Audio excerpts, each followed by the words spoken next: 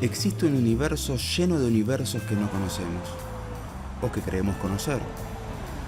En tiempos de urgencias y comunicación efímera, profundizar un tema y hacer una pausa para pensar es más complejo.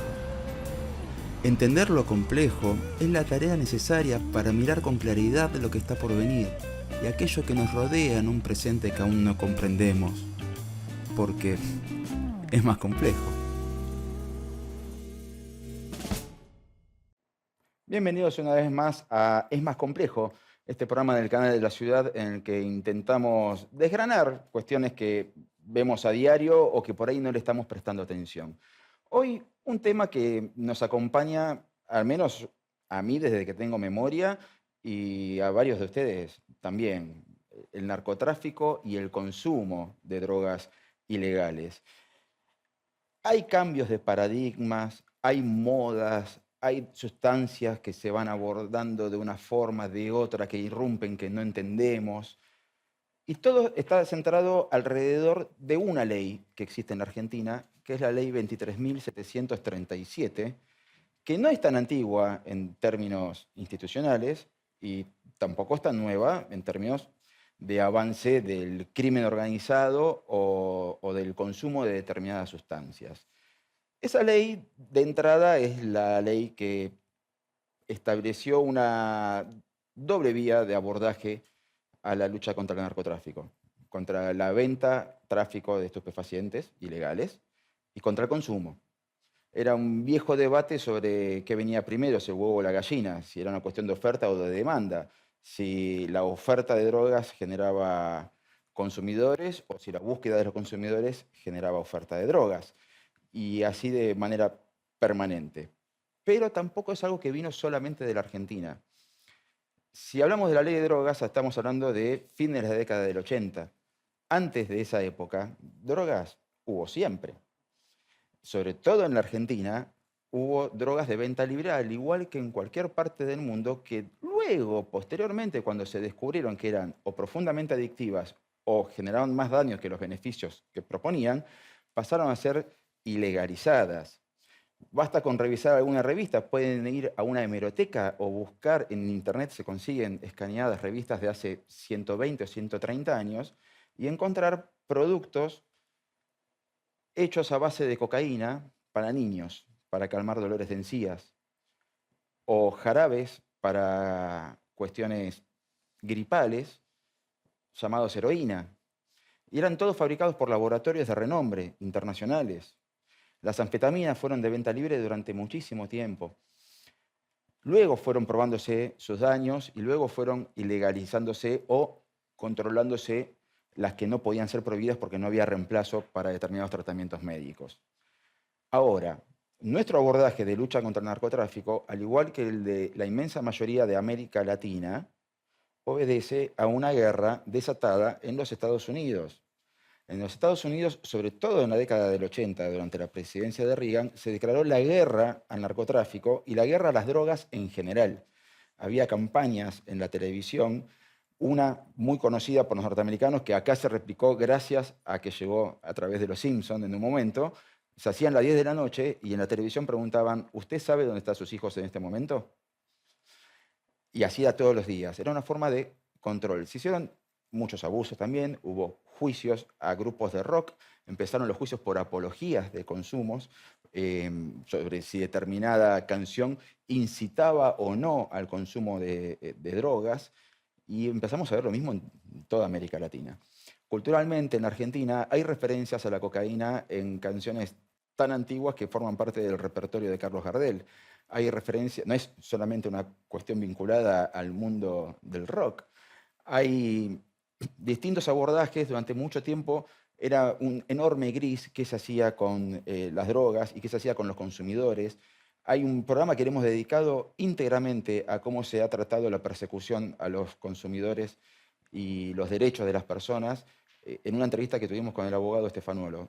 Pueden buscarla, forma parte de este mismo ciclo. Fue una conversación interesantísima con el hombre que logró el primer fallo de la Corte Suprema en el caso Basterrica, un caso estudiadísimo por cualquiera que haya pisado la Facultad de Derecho, y si no, lo buscan y la entrevista es muy piola, una que la disfruté un montón. Ahora, hay brechas económicas que empezaron a manifestarse con el paso de los años y a veces cuando uno lo ve en un país, dice, uy, qué fuerte va a ser cuando esto llegue a la Argentina, si es que llega, y por ahí ya está pasando en Argentina. En la década del 80, una de las primeras crisis notorias que hubo en los Estados Unidos fue con el abaratamiento del consumo de la cocaína. Y no porque la cocaína empezara a abundar y eso bajara el costo del consumidor, sino porque se empezó a estirar de una forma distinta, se empezó a cocinar en piedras, entonces con una menor cantidad de cocaína se producía el mismo efecto eufórico, aunque durara mucho menos. Es lo que allá se llamó crack.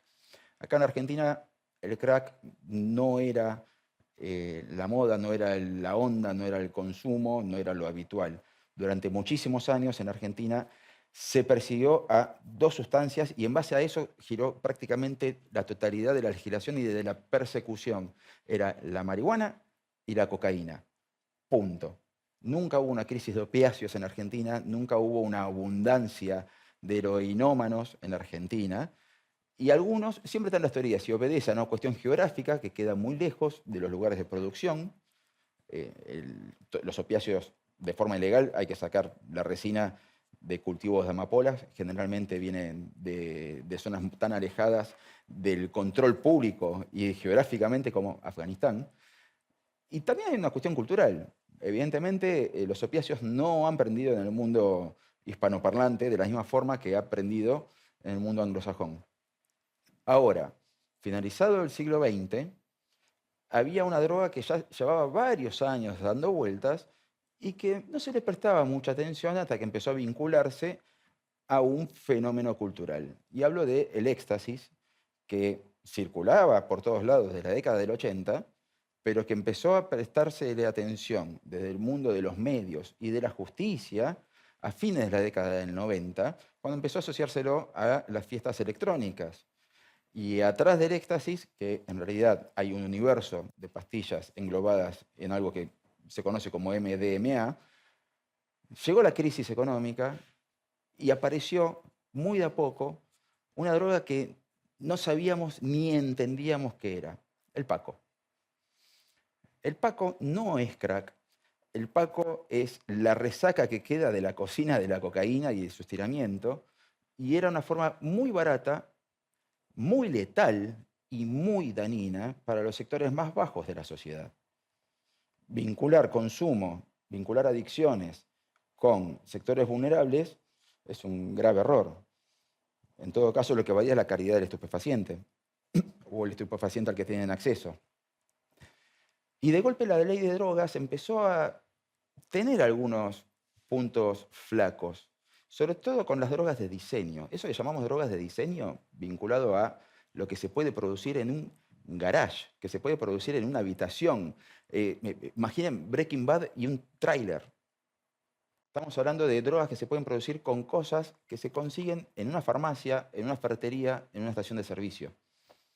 Entonces, de pronto, un abordaje de una ley de drogas internacional apuntando a grupos internacionales de narcotráfico con cocinas perdidas en medio de la selva amazónica en Perú o en Brasil o en Bolivia o en Colombia, pasó a ser la cocina de dos amigos en el garaje de los padres para fabricar pastillas o para fabricar bolsas con cristales de metanfetaminas para vender en una fiesta, de lo que fuera. ¿Cómo se persigue eso? Bueno, la ley de drogas tiene una serie de anexos con las sustancias que están de venta libre, las controladas, las de venta exclusiva con doble receta archivada y las que están prohibidas. Ahora, para prohibir una sustancia hay que saber qué componente químico prohibimos. Y como en la Argentina nadie puede ir preso por algo que no esté prohibido de antes de hacerlo, las drogas de diseño muchas veces, lo hemos visto, se detiene a una banda por vender pastillas de MDMA o de éxtasis o el nombre que se le ponga, y cuando se hace el análisis hay una composición química que no está prohibida y salen en libertad. ¿Vendían drogas? Sí, pero no estaban prohibidas. Y así es cuando uno empieza a pensar qué tan actualizada quedó esta ley. Si se puede vender drogas, se sale en libertad, se cambia un componente y se puede volver a producir drogas. o si está pensada para combatir a grandes grupos narcos y de golpe nos encontramos con 2 personas con trabajo por ahí que en su tiempo libre hacen eso para divertirse o para los fines psicológicos que uno quiera pensar, desde la adrenalina, de llevarle la contra o lo que fuera. El abordaje a la lucha del contra el narcotráfico ha ido variando, se ha abordado desde el punto de vista de perseguir el dinero, desde el lavado de dinero, desde el lavado de activos, los vínculos con los gobiernos. Hay países que tienen un conflicto realmente serio de territorialidad en manos de bandas narcos. Automáticamente se nos viene a la cabeza México. Ha pasado lo mismo en Colombia, ha pasado lo mismo en numerosos países de la Argentina y ha pasado lo mismo en numerosos países de América Latina, y ya estaba pensando en Argentina. Ha pasado lo mismo en Argentina, pasa lo mismo en Argentina. Es muy complicado cuando se deja avanzar, y sí, con el diario de lunes es fácil.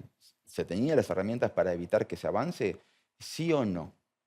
Y ahora, respecto de los consumidores, también ha habido siempre una doble vara. En la actualidad todos creemos que al consumidor no se lo persigue.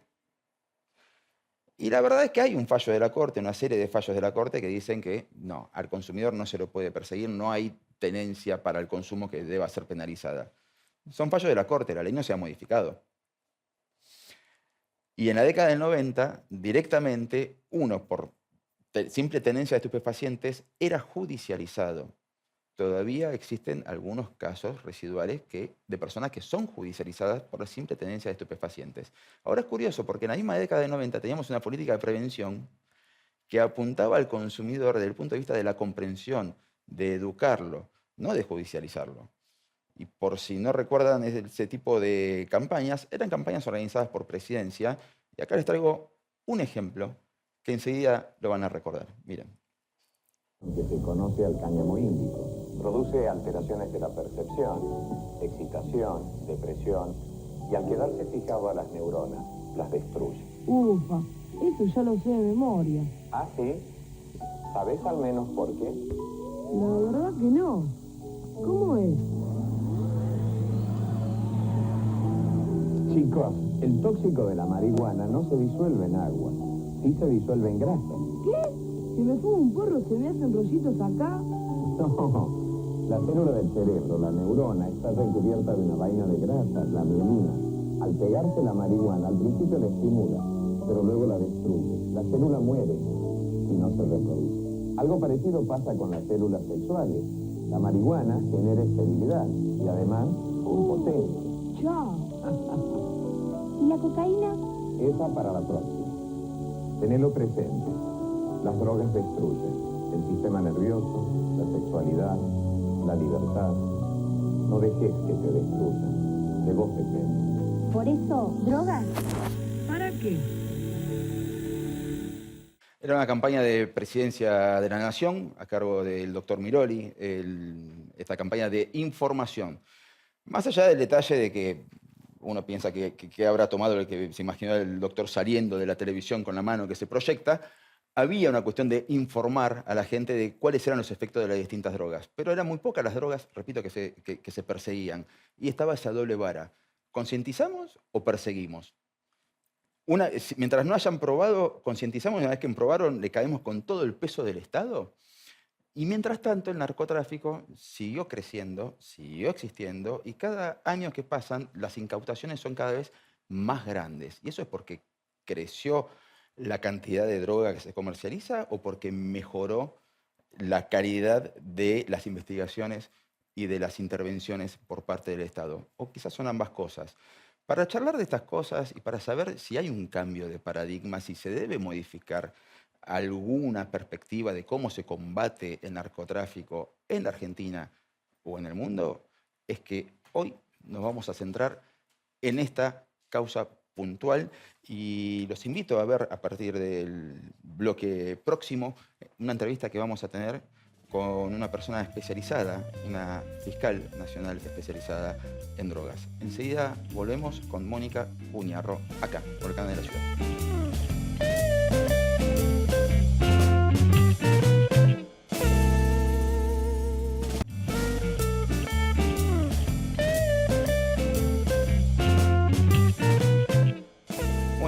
Seguimos en Es Más Complejo, por el canal de la ciudad, y ya le doy la bienvenida a nuestra entrevistada del día de la fecha, a quien ya presentamos, doctora Mónica Cuniarro. Muchas gracias por venir.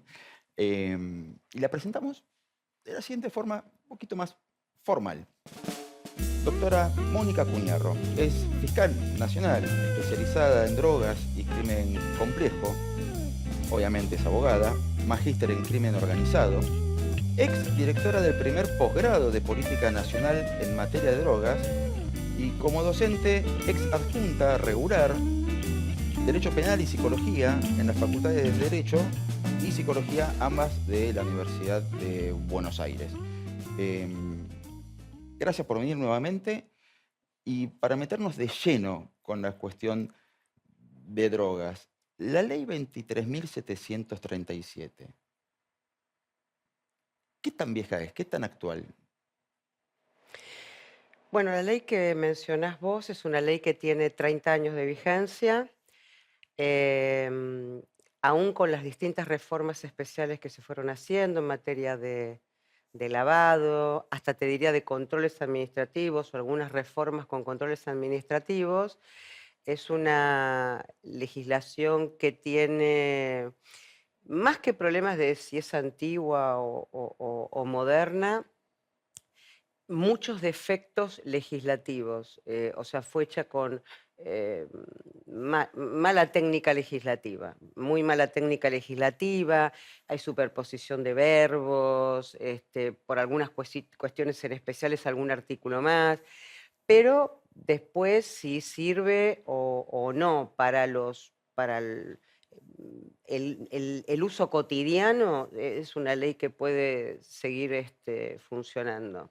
Yo igual la reformaría, de hecho estuvimos en una comisión ad honorem, asesorando, y justamente en aquel momento la convocatoria era para saber cómo estaba Argentina con respecto al mapa criminal, tenerlo con datos objetivos, qué datos tenía la Corte, qué datos tenía la Procuración General, hacer un mapa criminal, hacer un mapa también de qué era lo que se estaba consumiendo, de drogas legales o ilegales, con parámetros que nunca se habían usado, que son los parámetros parecidos a los de la encuesta de hogares.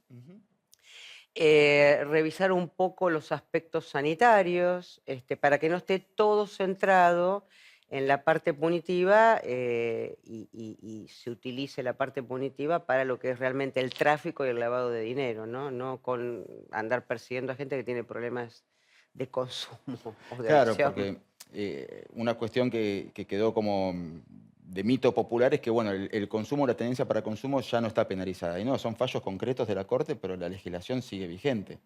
Sí, desde que esto comenzó en la década de los 90, digamos, el país solamente tuvo un solo periodo a lo largo de su historia que no hubo criminalización y penalización para el consumo de sustancias ilegales, que si mal no recuerdo fue 1968 a 1973. Y después estuvo, por un lado, los fallos Basterrica y Capalvo, fallos realmente ejemplares, y la contracara con Montalvo. Que Montalvo, vos fíjate qué interesante, si bien es un fallo de la Corte Suprema, por supuesto es un fallo de la Corte Suprema, utilizan la mirada médico-legista, es decir, lo que había en los manuales de medicina forense que decían que cuando una persona consumía una sustancia, inmediatamente, si no se lo criminalizaba, infectaba al que traficaba también, y que si quería combatir el tráfico, había que criminalizar a la persona que consumiera. Obviamente que aquel modelo de abordaje absolutamente biologista y carente, digamos, de seriedad, ya no se usa en ninguna parte del mundo, pero desde añares, Sí. ¿no? Se usan modelos sociales, bastante interesantes, porque, o sea, hagamos un juego. Si vos podés, hoy no digo vos como persona, pero si vos podés ir a una farmacia, comprar medicamentos de venta libre, determinados medicamentos, no vamos a empezar con las marcas ni a hacer una apología, Ujú. pero que los tenés ahí a la mano. Si a su vez también podés, como si nada, acceder a medicamentos de venta bajo receta para mezclarlos con los anteriores. Ujú. Si también podés acceder como si nada a los medicamentos de venta bajo receta archivada, O sea, los psicotrópicos. exactamente, ¿por qué entonces se va al mercado ilegal para consumir otra sustancia cuando con estas te podrías autoabastecer, supuestamente? Ujú. Entonces, esos modelos sociales interpretan pseudotransgresiones, tratar de pertenecer a un grupo, y es una pregunta, digamos, muy interesante porque si no pones todo el acento en el sistema penal. Y la verdad que el sistema penal es finito, los recursos son limitados y por ocuparse de pequeñas cosas, dependiendo de las distintas jurisdicciones judiciales, tenés muy pocos casos de grandes bandas, ¿viste? De mega bandas, y ni hablar de los temas de los decomisos o de lavado de dinero, poquísimo. Eso porque uno tradicionalmente tiene la imagen de que el puntero, el narcomenudeo, es el último eslabón de una super banda. Y en realidad son personas que se van autoabasteciendo de grandes proveedores. Exacto. Y a su vez, ese abastecimiento de los grandes proveedores, vos fíjate que acá no se hace cocaína, Ujú. no se hace heroína. Bueno, ¿de dónde te viene? Y viene de los 3 países de América del Sur, que son los que abastecen no solamente a la Argentina, a Paraguay, a Chile, a Europa y a Estados Unidos, que son Colombia, Perú, Bolivia. Cuando se presiona a través de la fuerza de seguridad un poco, ponele en Bolivia, con un grupo determinado, no hay problema porque sacan, lo mandan desde Perú. Se presiona sobre Perú y te lo sacan de Colombia. Pero si vos miras, qué sé yo, los últimos 10 años, estamos siempre en las mismas cantidades de toneladas que tienen que colocarlas, desde los lugares de producción. Y las colocan por aire o por vía terrestre. Para eso tienen que cruzar fronteras. Entonces ahí empezás a preguntarte sobre las fronteras permeables o no. Argentina tiene fronteras Ultraporosas. ultra y muy grandes. Y mira, Estados Unidos tiene, te puede gustar, no te puede gustar alguna cosa, pero no me vas a decir que no cruza un conejo y no se enteran, se enteran. Y sin embargo, les cruzan todas las fronteras porque es el país que más consume cocaína, heroína, porque el fentanilo, bueno, lo terminan de fabricar allá, pero lo otro entra por aire, agua o tierra. Y acá es lo mismo. Una gran cantidad de lo que ingresa a la Argentina, de ese tope que se hace entre los 3 países, porque esto no es Cáritas, es un tema de dinero, es para sacarlo por el océano Atlántico y llevarlo a donde te lo paguen más, que claramente no es el amigo que vive en un country con mucha plata, sino que es Europa o Estados Unidos. Y en el medio de todo eso te queda para estos proveedores, después se va cortando, Fraccionando. fraccionando con cualquier cosa espantosa. En algún momento fue el Paco, ahora podríamos denominarlo también Paco 2, a medida que la persona tiene menos dinero para comprar digamos, de mejor ¿Qué calidad. es el Paco 2? Y el Paco 2, yo le estoy llamando el Paco 2 porque cuando se hablaba del mal llamado Paco, nosotros de los secuestros, cuando hablo de nosotros, era el equipo de la comisión, estaba, no dentro de la comisión, pero estaba el doctor Torres, decíamos, bueno, de eso que estaba secuestrado, un convenio con Farmacia y Bioquímica de la Universidad de Buenos Aires para que nos dijeran ¿Qué era? qué era lo que estaba consumiendo, porque además esa persona, no sé, viste, una amiga de un amigo tuyo o lo que sea, ingresa a la guardia del Fernández y el médico no te puede decir que es y a veces de eso depende Salvarle la vida. salvarle la vida. Entonces vos tenés que tener eso eh, todo el tiempo presente y en aquel momento, bueno, lo mezclaban con hasta epileptoides, recuerdo, que habían sido dejados de usar en la década del 70, que se obtenían bueno, en farmacias y droguerías, ¿no? Este, Y entonces era entre lo que se hacía en farmacia bioquímica con la doctora Eda Villamil a cargo del laboratorio y del Hospital Fernández, que era lo que estaban viendo en la guardia, nosotros podíamos establecer más o menos entre las distintas profesiones, bueno, te olvides que soy abogada, Ujú. que era lo que estaba dando vueltas por, qué sé yo, Capital Federal, para el tema sociosanitario y, bueno, tenerlo presente, como decís vos, para salvar una vida. Ahí fue muy impactante ver que la mayoría de los ingresos en las guardias eran los jueves, de jueves a domingo, pero el jueves y viernes era tremendo. En general, la mayoría mujeres con intoxicaciones por alcohol, a punto de morir si no les lavaban el Un coma estómago. etílico. Entonces eso nos despertó la idea de proponer la primera encuesta de prevalencia de consumos, que preguntara qué era lo que estaban consumiendo y que entraran con la encuesta de hogares del INDEC. Justo coincidió. Entonces hicieron, porque estas encuestas puedes tener gente que mienta, entonces tenés que tener preguntas para que no mienta, que te dice, no, yo no consumo nada y qué sé yo. Y el resultado fue tremendo, porque era que más del 60% consumía alcohol de una manera que ya no tenía que ver, ¿entendés? Con el encuentro social, con encontrarte con un amigo, con pasarla bien. No, directamente el único objetivo de esa reunión o de la previa era eh, perder la conciencia tomando alcohol. Drogarse, básicamente. Claro, pero es una droga legal. Ujú. O sea, vos tenés un amigo que se emborracha hasta quedar intoxicado, digamos, y nadie en un juzgado le va a decir la pena es tanta. O sea que esto también te despierta con algunas otras drogas ilegales la pregunta de si todo tiene que ser abordado con el sistema penal, que no es legalizar. O sea, nosotros nunca estuvimos de acuerdo con la legalización, fue un tema bastante discutido entre todos nosotros, porque siempre fuimos de la idea de que así como llegan las drogas a las clases medias para abajo, fraccionadas con cualquier basura, porque no podés tener un súper control de las sustancias de corte, y después se dejó de hacer esta cuestión de ver qué es lo que está consumiendo la población por cualquier cuestión sanitaria, básicamente.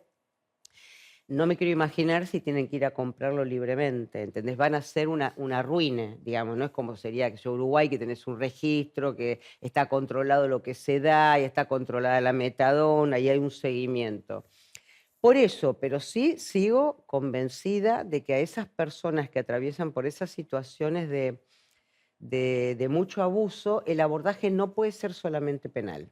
No pueden encontrar como única respuesta el sistema penal. Y a su vez, por el otro lado, lo digo como parte de la estructura judicial, que gastar una cantidad de recursos para lo más chico y no poder cruzar bienes, bienes, personas, causas para los hechos grandes, cuando vos y yo percibimos que las bandas se han sofisticado, mejorado, que la manera de hacer pasar el contrabando es que hay nichos de corrupción que se han profundizado en fuerzas de seguridad, funcionarios de frontera, algunos en el sistema judicial también, como Ujú. lo vemos. Entonces no puedes destinar una cantidad X de dotación para que tengan una cantidad de procedimientos por un gramo o 2 gramos de marihuana, digamos, para terminar desestimando, archivando, porque sabes que el fallo de la Corte Arriola dice lo que dice, que es un poco una vuelta de tuerca de lo que fue Basta Rica. O sea, no es lógico. Ahora, generalmente, históricamente, ya lo veníamos hablando, teníamos identificadas dos sustancias, ¿no? Marihuana, cocaína, listo. Sabemos que cómo se produce medianamente cualquiera de las sustancias que eran las más perseguidas durante muchísimos años. Con la entrada de las drogas de diseño, más los cortes, uno empieza a recordar algunas palabras sueltas que escuchaba hace mucho tiempo, pero que quedaban perdidas, que eran los precursores químicos. Sí, ¿Por qué no se persiguen los precursores químicos? ¿Qué sí. es un precursor químico y qué rol tienen las petroleras, las bioquímicas y las farmacéuticas? Bueno, mi especialidad, los precursores químicos, me tocó dentro de la comisión ese tema.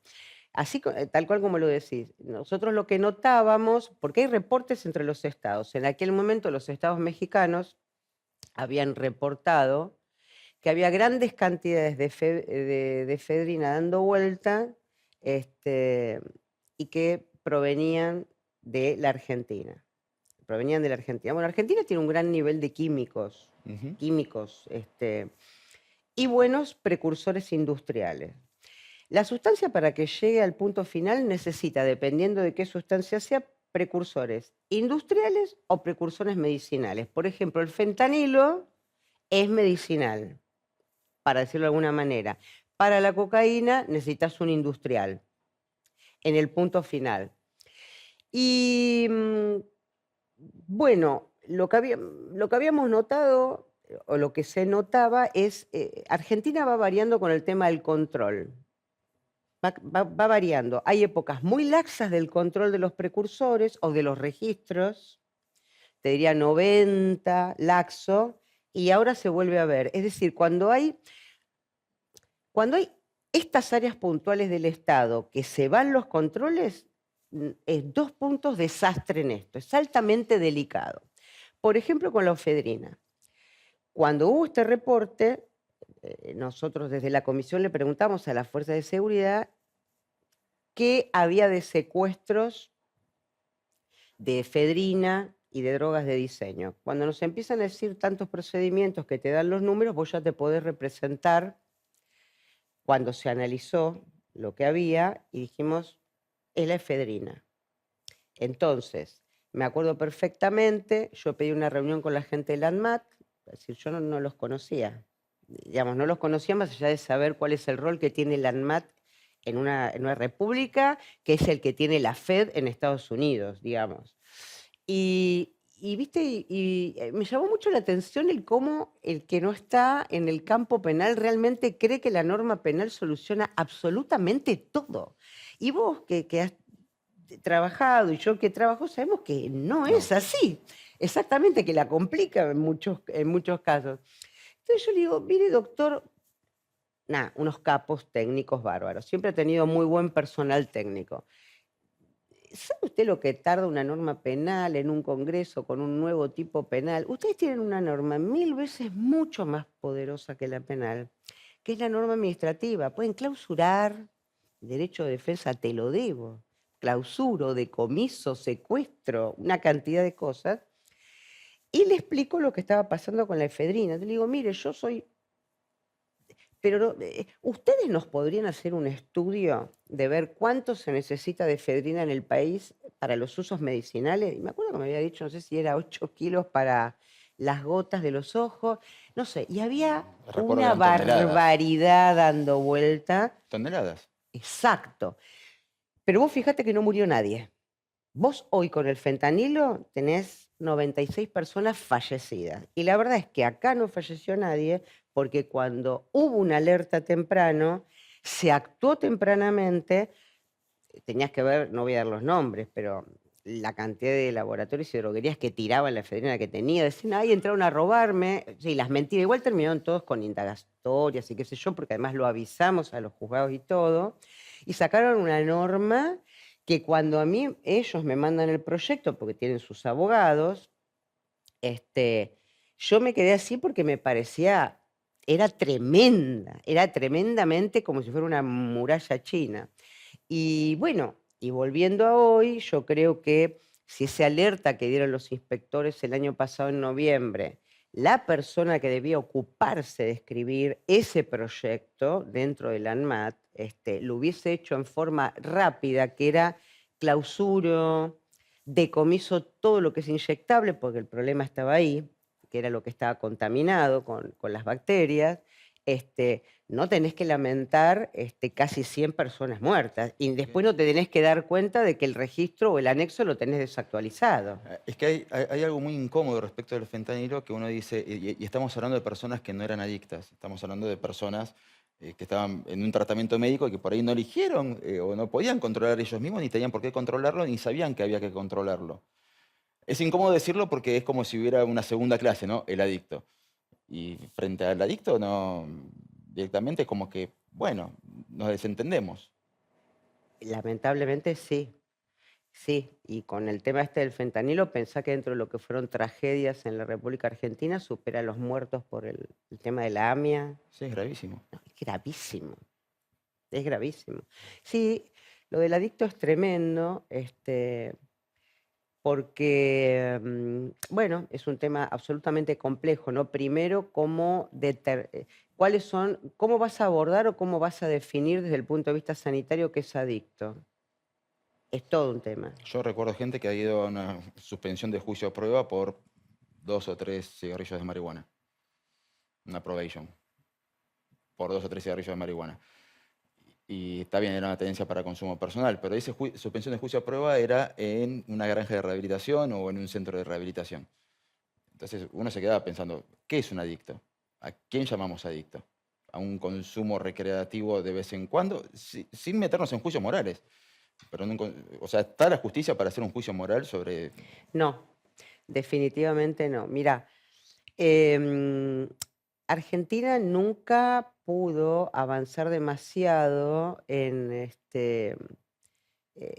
algunas cosas. En aquel momento se avanzó con el tema de, por ejemplo, para que la gente sepa, hay legislación que obliga a la obra social y a las prepagas a cubrir cuando hay problemas de Consumos problemáticos. adicción, de consumos problemáticos en la materia, digamos, tienen la obligación, y si no lo hacen, tenés el amparo, y en general se da muy rápido, la justicia los da muy rápido. Pero después no se pudo avanzar en un protocolo sanitario, porque vos tenés, no sé, esta persona que vos te acordás que estaba en una ONG, ¿quién controlaba sanitariamente lo que le hicieran ahí? El control, digamos, ¿qué le dan? ¿Medicación? ¿No la dan? ¿Le hacen hacer trabajo forzado o no? ¿Le dicen cuál va a ser el tratamiento? ¿Cuánto va a durar? ¿Lo informan a la familia? ¿Le van a dar medicación? ¿Le van a dar la medicación que corresponde o le van a dar de más? No, no se pudo nunca, pero nunca avanzar. O sea, mi opinión es que en esto tiene que intervenir la cartera de salud, fundamentalmente, con un abordaje que no deje afuera ni siquiera la reducción de daños. ¿Viste lo que han hecho en Europa y qué sé yo, con la metadona? Nada, pero que las ONG, es decir, tengan algún tipo de control sanitario, que no puedan hacer lo que quieran. Y que las historias clínicas estén actualizadas y puntillosas con el tema del tratamiento, que esto no existe. Quiero volver al tema de los precursores químicos porque es abrir una caja de Pandora, básicamente. Uno no puede controlar o poner venta bajo receta el querosén, por poner un ejemplo. Pero hay forma de decir, che, ¿por qué esta persona se está llevando 100 litros de querosén sabiendo que puede utilizarlo para Sí, mira. otros objetivos Sí, más sí, sí. ilegales? Vos fijate No que quiero hacer apología, pero el Sí, querosén no, está no, pero te vinculado a una entiendo. droga en sí. Vos fijate que la única comisión que tuvo la República Argentina con expertos de distintas materias fue esta que tuve el orgullo total, digamos, de coordinar y de dirigir. Sí, y eso se llama seguir la trazabilidad. La trazabilidad de todas las sustancias que se tienen que ir actualizando, porque como vos decís, queda desactualizado y te aparece una nueva y otra nueva con otro nombre y con otro nombre. Y es absolutamente sencillo de hacer. De hecho, creo que hace una semana o 2 semanas, con todo este tema, la ANMAT actualizó los anexos y actualizó rápidamente. ¿Viste? Este país es así. Sí. Así todo el tiempo. Todo el que viene piensa que está haciendo una cosa que es colonizadora y novedosa, y se olvida que en algún momento se hizo, después en el medio no. Pero lo que están haciendo era lo que se había hecho antes, y no sé por qué en el medio se abandonó, digamos, durante 2 gestiones, porque no es que yo te puedo decir, mira, se abandonó porque no hay equipo técnico en el ANMAT, porque hay gente que no sepa cómo hacer la trazabilidad. Pero además había avanzado mucho en el Congreso. Vos tenías ahí a todas las fuerzas políticas. Yo iba bastante seguido a comentar qué era lo que estamos haciendo para el objetivo, porque había muchas cosas que era necesario sacarlo del tema de cómo se llama la grieta. Entonces, Y me acuerdo que convivían personas de distintos espacios políticos y que realmente avanzaron con trazabilidad de medicamentos, se votó diputados, senadores, y se avanzó con el tema de la prohibición de tener campañas de productos, algunos productos medicinales, en horarios de prime time en el televisor, sobre todo la farmacéutica, que comete un chancho, una vaca, 2 pavos, y después tomate X, que Ujú. estás, qué sé yo, que eso no lo ves. Quien tiene la suerte de poder viajar, vos podés hacer así en la televisión italiana, alemana, Francia, lo que, y no te aparece una sola publicidad de ese tipo. Y después no sé por qué no se terminó, o me puedo imaginar por qué, sí tuvo aprobación de diputados, con mucho trabajo los legisladores, y no he sido legisladora, ni lo voy a hacer, ni es algo que me interese, pero viste, a veces cuando siento que hablan de que la política no sirve para nada, si supieran a veces que con un solo artículo, que fue el artículo de protección de adicciones en las obras sociales, o que te digo, la trazabilidad, modifican y para bien la vida de tantos ciudadanos. A mí me Que por ahí nunca tocó, se enteran. no, viste, y me tocó realmente trabajar esto que vos decís con los precursores, con los empresarios, porque Argentina tiene muy buenas empresas que fabrican precursores industriales. Y les competimos a Estados Unidos y se exporta muy bien, sobre todo a algunos, a determinados países. Y se pudo trabajar muy bien para decir, hay laboratorios clandestinos o fabricantes de precursores industriales que ustedes no conozcan, porque son 4 o 5 megaproductores, después no tenés más. Porque también notamos que comenzaba a haber laboratorios. Y detectamos laboratorios de diseño, Claro. los famosos laboratorios de diseño. Pero De bueno, MDMA o de exacto, pero metanfetamina. con la trazabilidad, que además era lógico pensarlo. Vos tenés que pensar entre la plantita, el cosito, la cocaína, bla, bla, bla, bla, que viene por la ruta. Y acá, con una cubetera, 2 cosas, tampoco se va a decir una clase, ¿viste? Tiene una droga de diseño que andás a ver qué es lo que le están. Pero hoy una persona puede ir a una farmacia y comprar 50 cajas de determinado... Sí, un jarabe, para decirle. Sí, Un jarabe que se ve en una película a un señor que se toma todo un frasco y termina viendo. sí, Sí, sí puede. sí, no solamente esa cantidad. Bueno, lo que pasa es que la farmacia es el primer lugar, la primer barrera sanitaria, comunitaria que tenés. Pero yo he conocido a un chico que lo que hacía era sortear eso y se recorría toda la capital federal para comprar en 50 farmacias distintas, de la adicción que tenía. Increíble. Em, Doctora, el tema da para largo. De hecho, son cátedras y materias Sí, enteras. Em, el tiempo es tirano en la televisión. lo sé. Lamentablemente tengo que ir redondeando. Pero lo último que quería preguntarle es, a modo de esperanza. em, Sabemos que es imposible, porque el ser humano históricamente siempre ha buscado formas de recrearse y muchas veces lo recreativo termina siendo dañino o ha buscado formas de anestesiarse también. Ahora, desde el punto de vista del crimen, ¿hay posibilidades de tener una sociedad menos influenciada por el narcotráfico o por los intereses criminales de las bandas?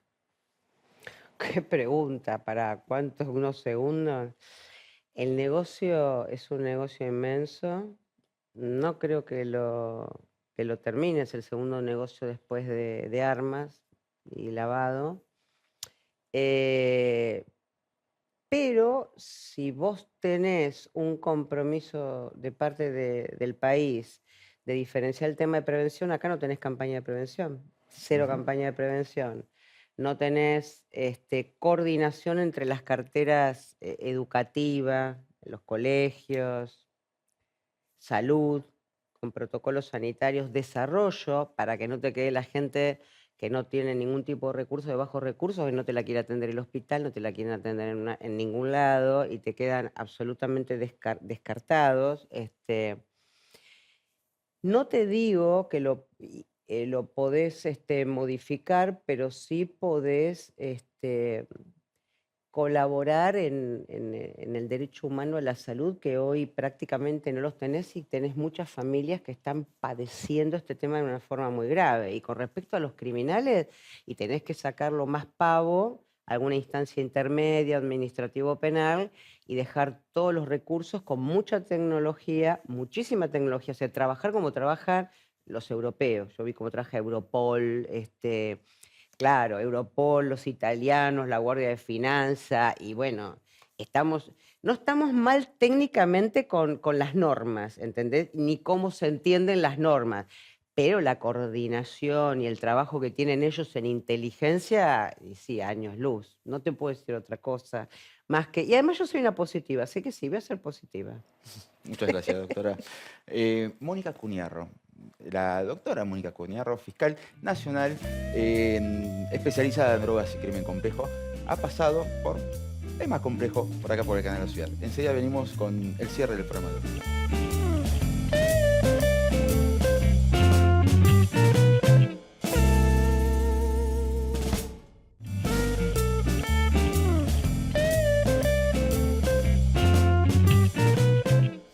Todas las ventanas que se abrieron y que abordamos en la entrevista con la doctora Cuniarro, interesantísima entrevista, tengo que elegir alguna como para poder volcar algo para este cierre y me cuesta elegir una, pero hay algo puntual que tiene que ver con las campañas. Hace años que estamos hablando de cómo volvieron a crecer las enfermedades de transmisión sexual entre los más jóvenes. Y yo automáticamente recordaba de que cuando era chico, ante el miedo por un HIV mortal, teníamos campañas de prevención en todos lados. Hasta los programas de televisión, hasta las series de televisión tenían la obligación de abordar el tema con alguno de sus personajes. Entrábamos al banco acompañando a nuestros padres y veíamos una campaña obligando a los padres a hablar de algo porque los chicos veían eso y preguntaban. Con el tema de drogas, más allá de las risas y de los chistes que podamos hacer respecto de eso que mostramos de Fleco y Male, el doctor Miroli con Fleco y Male en el primer bloque, lo cierto es que desaparecieron las campañas de prevención. Las campañas apuntadas a los más chicos, explicándole a la más temprana edad posible. Porque también está la realidad que nosotros percibimos y la realidad de los números. Y les puedo asegurar que cuando uno pide las estadísticas en el sistema judicial, vemos las edades de los consumos y podemos llegar a ponernos a llorar. Pero no hay campaña de prevención, ha desaparecido la prevención y solamente nos queda la lucha contra el narcotráfico, que si bien es cierto que es un mal imposible de erradicar, el hecho de que se lo combata, en esto coincido con nuestra entrevistada, da cierto margen de control. Hay cierta esperanza. Las leyes están y están para ser modificadas. Hay por lo menos cimientos sobre los cuales construir y eso es bueno. Soy Nicolás Luca, esto ha sido el más complejo del día de la fecha por el Canal de la Ciudad y yo los espero en la próxima misión. Hasta pronto.